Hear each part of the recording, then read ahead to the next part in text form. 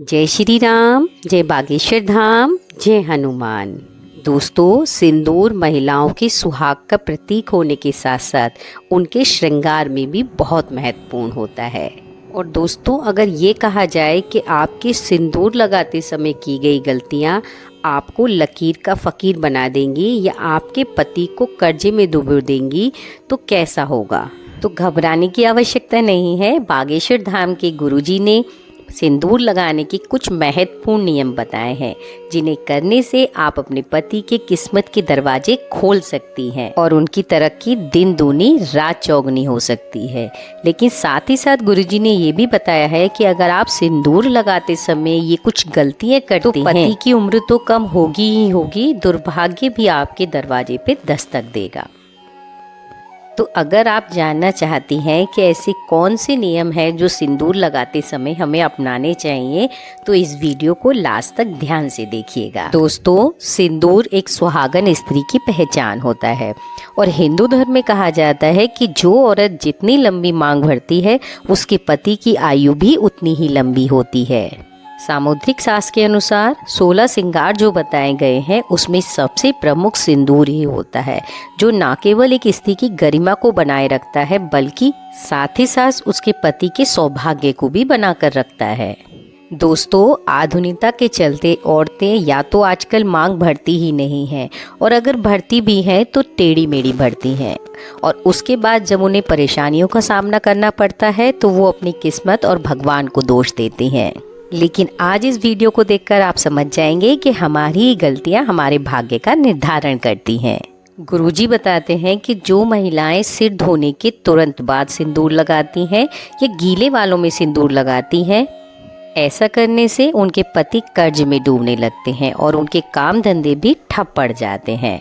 शास्त्र कहते हैं कि गीले बालों में सिंदूर लगाने से महिलाओं के मन पर प्रभाव पड़ता है। उनके मन में उल्टे सीधे विचार आते हैं, जिसकी वजह से उनके परिवार में झगड़े होते हैं।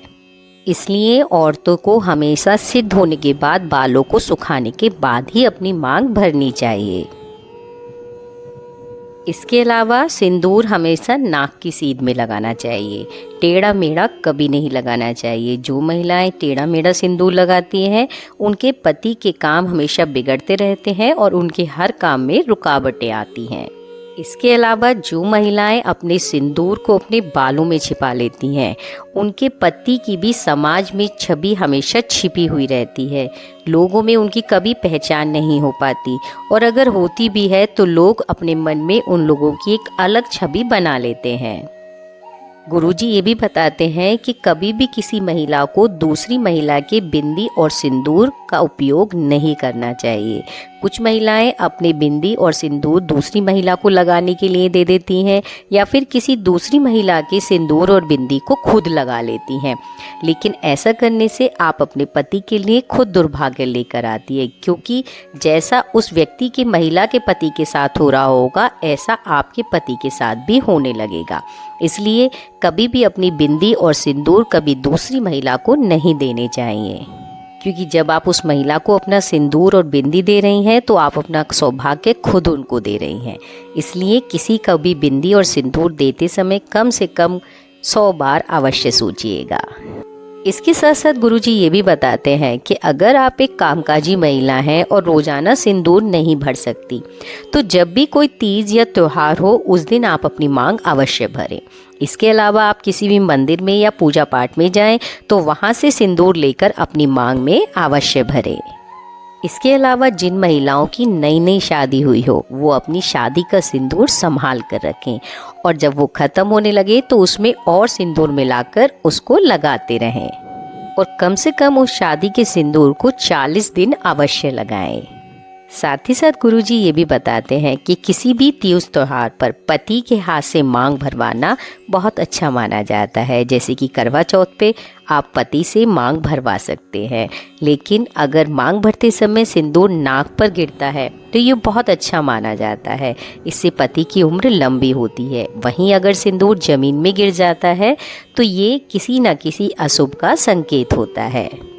तो दोस्तों, महिलाओं को सिंदूर भरते समय इन चीज़ों का ध्यान रखना चाहिए। और जो महिलाएं अपनी मांग रोजाना भरती हैं, उनके पति के मन में भी उनके लिए एक विशेष स्थान रहता है। तो सिंदूर लगाना न केवल पति के सौभाग्य से जुड़ा है, बल्कि स्त्रियों को भी मानसिक शांति मिलती है। और इसके साथ साथ रोजाना सिंदूर लगाने वाली स्त्रियों का मंगल भी मजबूत रहता है। तो दोस्तों, गुरुजी के द्वारा बताए हुए सिंदूर के इन नियमों का पालन अवश्य कीजिएगा। और अगर वीडियो पसंद आया हो तो इस चैनल को लाइक और सब्सक्राइब करिएगा। साथ ही साथ कमेंट बॉक्स में जय श्री राम, जय बागेश्वर धाम लिखना मत भूलिएगा। इसी के साथ जय श्री राम, जय बागेश्वर धाम, जय हनुमान।